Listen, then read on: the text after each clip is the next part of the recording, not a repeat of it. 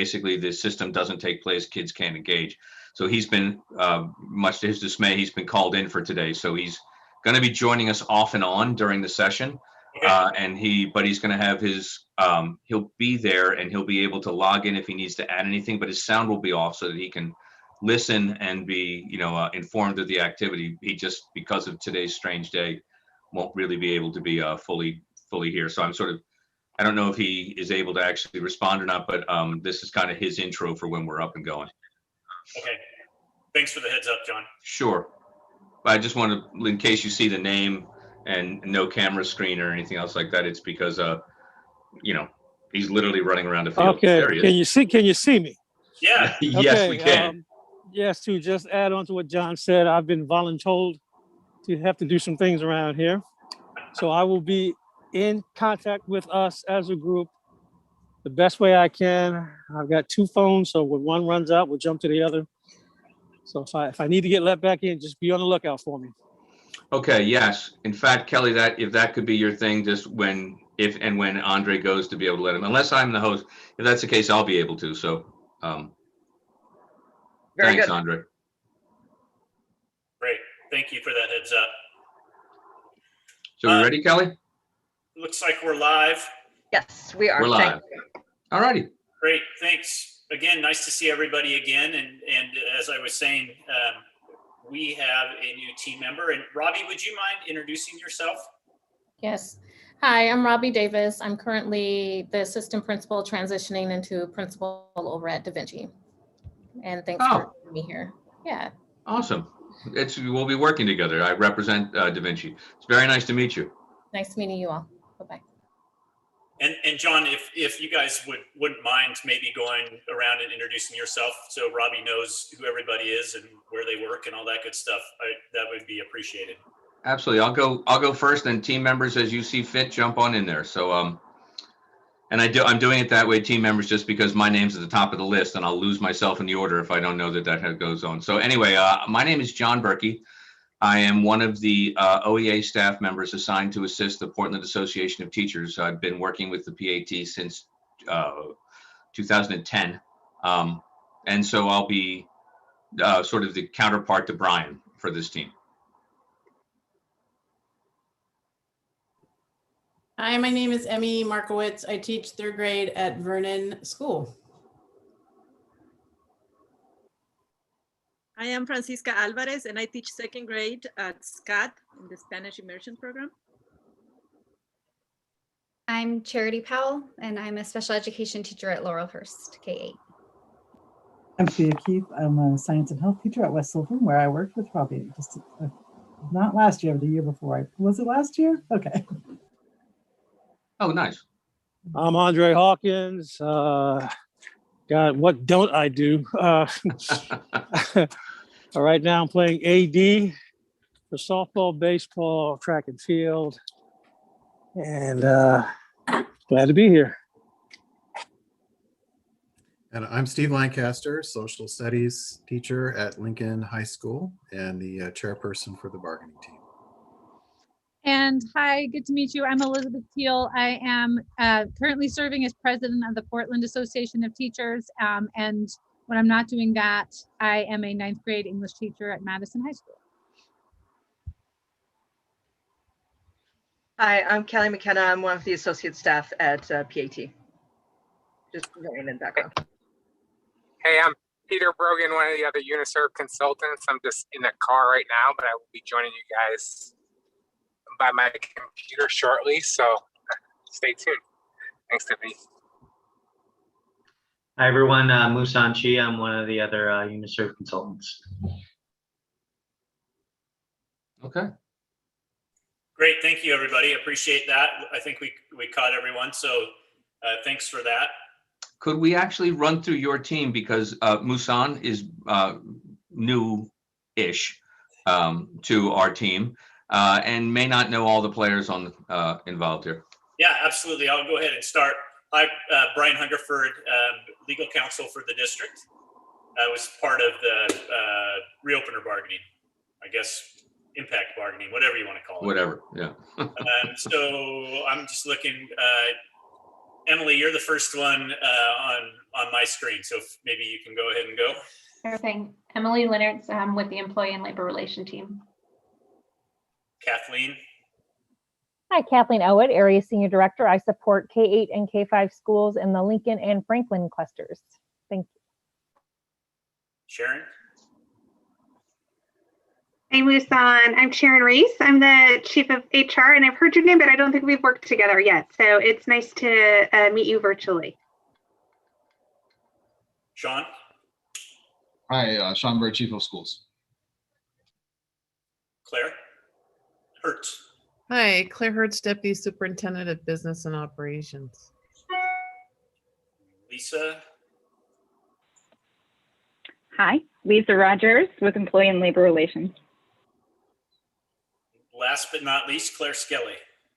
Hi, I'm Claire Skelly. I'm an Assistant Director in Special Education. Nice to see you again. Great, thanks everybody. Yeah, thank you, Brian. I appreciate that. Yeah. So we emailed to you. I mean, just considering we've got a lot going on in a very little time. This should be a white knuckle ride, but we really think it'll work. And I appreciate the conversations that we have going on. And Steve, you were going to sort of kick us off on this whole thing. Yeah, thanks, John. I just wanted to say thanks to everyone for being a part of this effort. It feels like we've been bargaining all year, and that's because we have been bargaining all year. It's just not the bargaining that we had in mind. For the benefit of some who may not have been a part of the whole process, all the way back in March of 2020, we were just about ready to begin successor bargaining on our then in-force contract. And I think we were just 7 or 8 days from our planned meeting for an initial exchange of proposals. And then we went away for a 2-week break to take care of this pesky little public health problem, and haven't been back since. So in the meantime, our contract went into expiration, and we spent all of our time bargaining how we would do school in the days of COVID. And in the meantime, our normal collective bargaining agreement has essentially taken a back seat. But I think what's really valuable here is that both PPS and PAT have recognized that having an expired contract is not in anyone's best interest. And having that go on into a second school year still expired is a really bad idea for everyone. And so we are here now to get a successor agreement in place in what would be record time, because our stated goal is to come to an agreement on a successor contract by the end of this school year, which is June 13th would be our target date to be done with this, or sooner if we could. That would be lovely if we could make that happen. So in order to facilitate this is unprecedented in the 9 years that I've been a part of bargaining. Both parties have agreed to a very limited scope of bargaining with just a few issues that we are bringing forward, with the intent of that being within the scope of what we can get done in the time frame that we have allotted. And then essentially almost immediately beginning to negotiate a successor to what we are bargaining here. Because despite the fact we come to an agreement, it will already be a year expired pretty much on the day we come to an agreement with it. It will cover us into the next school year, and we would hope to begin successor bargaining on whatever we're doing now at the end of this calendar year. So if it feels like we never stop bargaining, that feeling might not go away even when we're done with this. But if we don't do it, it just means that we are that much more behind the 8 ball when the school year starts again.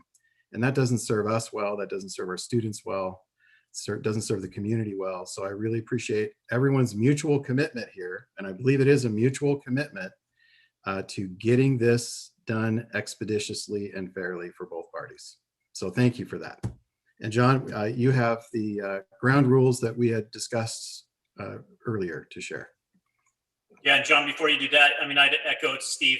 We appreciate the approach to this. I mean, I think I know we're all probably, even with something of a break from the last bargain we've been doing, probably having some bargaining fatigue. It's kind of hard to kind of jump back into it after the year that everybody's had and said, okay, now let's bargain.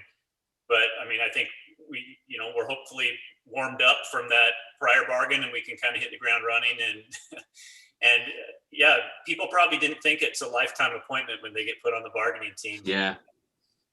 But there you go. So We don't tell them that because no one would agree if we did. Yeah. Well, we didn't tell you, Steve. So. So yeah, so I appreciate that, and we definitely have the goal of getting done by the end of the school year. I think that would be fantastic. So we're coming at it with that same approach. So John, I'm going to kind of turn it over to you. You want to walk us through the ground rules? I know you sent them, and I did look over them real quick, and nothing was really jumping out at me, but I don't know if we want to walk through those real quick. And then we may need a quick minute as a team just to chat real quick before we're good to go, if that's all right. That's fine. So why don't I spend a second here? I'll get the ground rules open. You have them. Let's see. I don't know why the computer's so slow today and a little glitchy, but it's opening. And then once it's open, I'll be able to share. Okay.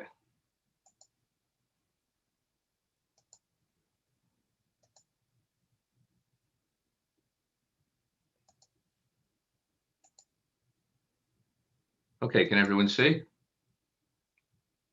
All right. We have, this is in essence, during our last bargain, for those who remember and for those who can't forget, these ground rules that we have here are the exact same ground rules that we had for the last bargain. And I believe, Brian, I simply put these in here knowing that I think you said that you had an addition that you wanted to add or something like that. In doing that, we noticed a few places, as you'll see. We obviously for the beginning of it. We had PPS and PAT may mutually agree to have any or all bargaining sessions in closed session, which, it just didn't say, it wasn't really clear the way it was done in the first version, how that worked. We noticed a typo. It was really just an omission. It wasn't a typo. From different versions back and forth, it originally read in number 4 that the bargaining sessions shall either may be recorded. So we had sort of every option in the world under the sun listed in that one, and they all remained. So I just left it as shall, but I wanted to be, that's not an addition, that's just the additive take either may out. And then what I did was in this other one, I said shall be open to observation by the public. That is a change. I just wanted to make that clear. That is a change. We have here that PAT and PPS agreed the mutual goal is to conclude negotiations prior to the conclusion of the 2021 school year. That again is really just a, we had in the first version of the school year, which we made just barely, and therefore may necessitate modifications to the bargaining schedule. So, I mean, we have, and I know, Brian, you were talking about it. I also took the liberty of adding a new introduction to why it is. As Steve said, the PAT has never, at least into any of our memory, God knows it's, 70, 60, whatever years old, but we don't ever remember the PAT doing a bargain like this. And so for that reason, I thought that for the, just for the record, we would indicate how we got to this point and why we're only talking about 4 things each, as opposed to, making corrections and everything else throughout the rest of the contract.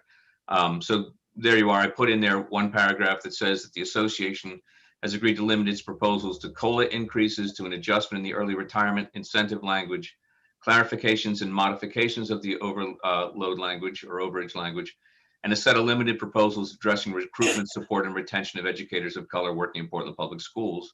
And I then took from our conversations, and of course, obviously this is my stab at it, so I'm not saying this has to be the way it is, but I put that the district has agreed to clarifications and modifications of the overage language, to proposals related to Article 9 and the Student Rights and Responsibilities Handbook, to proposals to create a pilot project for zone schools, and to clarifications and modifications to the middle school schedules, which I think, you know, we've had some conversations back and forth since I crafted that, but I think it captures the spirit of what we're doing. So again, if you have, Brian, if you have other versions of this, we are more than happy to.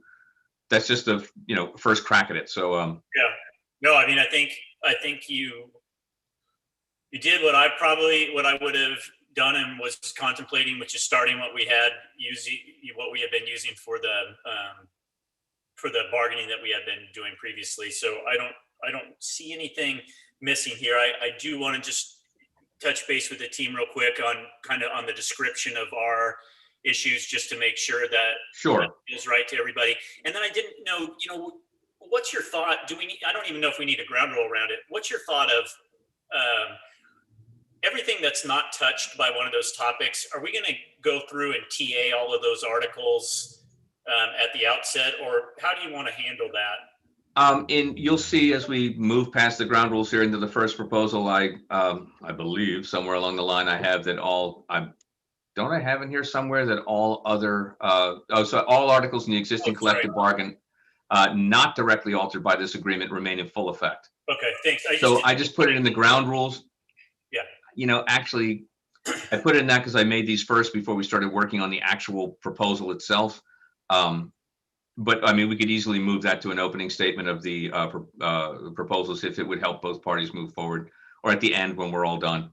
But Brian, I don't have, you know, if for record keeping purposes, you'd like the district to have that all other articles not talked about here are TA'd, and you want to formally do it, that I have no objections to that.